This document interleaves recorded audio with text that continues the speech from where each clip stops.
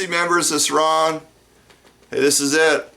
I've got my 10 records lined up for DEADWAX66's contest. Show 10 albums you will never get rid of. And I'm kind of going the way a lot of other people went in the VC. Showing records from their childhood, showing records that mean something to them personally, as opposed to their most collectible, valuable albums, or the albums that they enjoy listening to. I'm going the other way. So this first record I'm going to show, it's not really an album, it's a 4-song EP, but I'm going to show it anyway. And this goes way back with me, probably when I was 4 or 5 years old. My parents had a copy of this record in their collection, and it's Johnny Cash, Country Boy. And it's a 4-song EP released on Sun Records in 1956. And the songs are Country Boy, If the Good Lord's Willing, Rock Out Online, and I Heard the Lonesome Whistle Blow. So those were the very first Johnny Cash songs I ever heard when I was a kid. So I will never get rid of that record. I will go to the great beyond with that record. The next one is Bill Haley and his Comets, Rock Around the Clock. This album was released in December of 1955. And Bill Haley, he was the first international rock star. He beat Elvis out to that. And so he's pretty important in the world of rock and roll, really. And this record, from what I understand, is actually the first 12-inch rock and roll album ever released in the world. So it's pretty important. So yeah, I will never ever get rid of this. This next one is Johnny Cash live at Folsom Prison, 1968. And I can remember the day that my dad brought this home from the store. He loved Johnny Cash, and when I look at this album, I just think of my father. So yeah, I will never, this is another one I'll never get rid of. My sister might have his original copy. She has some of his albums. I'm not really sure, but great album, and it brings back a lot of memories. This next one is Elvis's Golden Records, and my mom bought me a copy of this probably when I was 10 years old for Christmas. And this was the album that was my very first rock and roll album.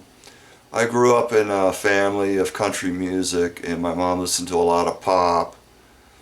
But there wasn't much rock and roll. I didn't have any older brothers or sisters, so I didn't, whatever rock and roll I heard was on the radio. And I started buying my first rock and roll records probably when I was 10, 11, 12 years old.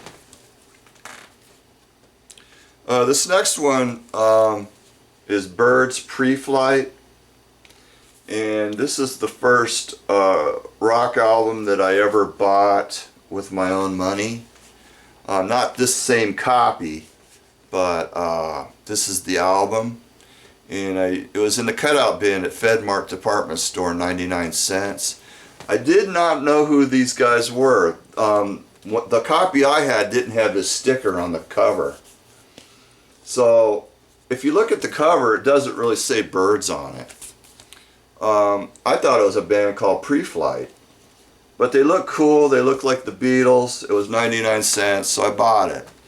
Little did I know that it was the Byrds, and they would become one of my favorite all-time bands.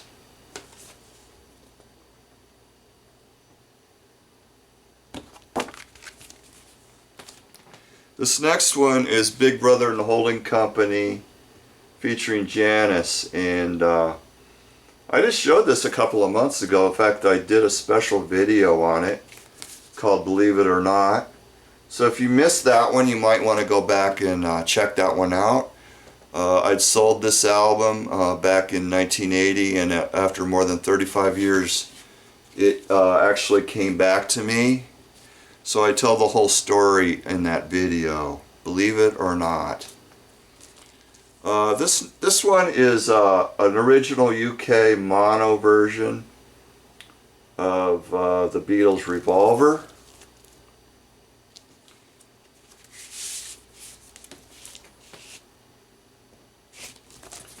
So this is one that I will never get rid of. And this one is The Seeds, and this is a mono copy, first pressing.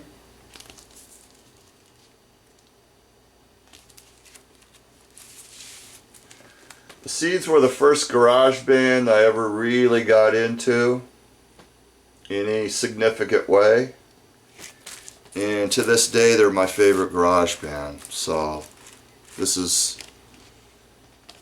another one that I will never part with. This one is pretty unusual, and it's going to take me a couple of minutes to describe this one. It's called Collage, and this is a Phoenix record that I found in a consignment shop.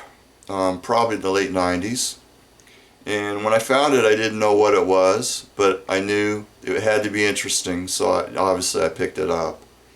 Dave Oxman was a sound engineer at Audio Recorders here in Phoenix, and he was one of them anyway in the 60s and early 70s, and I knew a little bit of him. I knew he was sort of a hippie, freaky guy, smoked pot, you know, real cool guy. Loved, you know, he loved psychedelic acid rock and all that stuff. And so, yeah, I didn't know what I was buying here, but I took it home, threw it on the turntable, and I was pretty surprised at what I found. It's got blank labels. And according to the matrix code on the trail off, it was pressed in 1969. And I know John Dixon, he's kind of our unofficial music historian here in Phoenix. And I asked him about it. And he said he didn't know anything about it, but he would ask somebody. So he asked somebody that worked at Audio Recorders back in the day, and they told him that they did remember that record. It was an album that Dave Oxman had pressed up in a limited quantity of about 25 copies, and he just handed them out to friends for Christmas. So that's one of probably less than 25 copies in existence. And what it is, it's side one is like it's just mainstream acid rock, like Beatles, Jefferson Airplane, Byrds, Simon and Garfunkel, Electric Prunes, and then he's got the songs, you know, on there, and he also put some weird sound effects and incidental music and spoken word mixed in with it. So that kind of kicks you off. I think this was designed for an acid trip. So side one you would listen to as you were just starting the clear light phase of the trip. And then once you get into side two, I mean, that's when you would take off. It is crazy. It's like he made his own version of the Beatles Revolution number 9.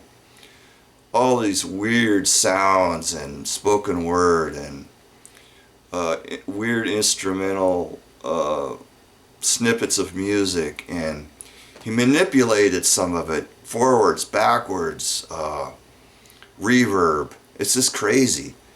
So that is, it's my rarest record that I own, and unless some collector offers me a large amount of money for that one day, I don't think I'll ever sell it. It's just perfect for what I collect as far as Arizona music, and plus it's psych, so I mean, gotta hang on to that one. Okay, one more. It's Pink Floyd, Wish You Were Here, and I actually bought this exact copy in 1977. So out of all the records I had in the 70s, this is the only one that I still have. So, I mean, this is really special to me. So, a friend of mine told me about it. You know, he turned me on to Pink Floyd, and he said, go get that album. They're starting to put Wish You Were Here in clear shrink wrap. It's going to be a collector's item. Go get it. So I went to Penny's, and that's where I bought it, and it was $6.77. That was like list price. That was sky high for back then. And at that time, I was sacking groceries at Fry's. I was probably making $2.25 an hour. Minimum wage, $2.10 an hour.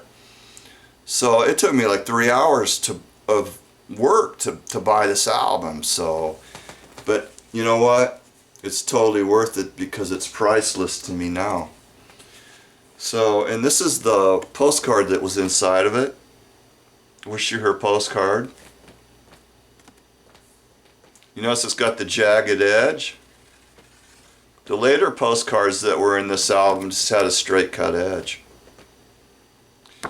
Okay, guys, that's it. I'm done. I want to wish everybody good luck in the contest. I've watched some of your entries, and I really enjoyed seeing those. I want to thank Randy for putting on the contest, and he's offering some really nice prizes, so thanks, Randy, for doing that. And I'll catch you guys in the winner's circle because I'm going to be there. See you guys.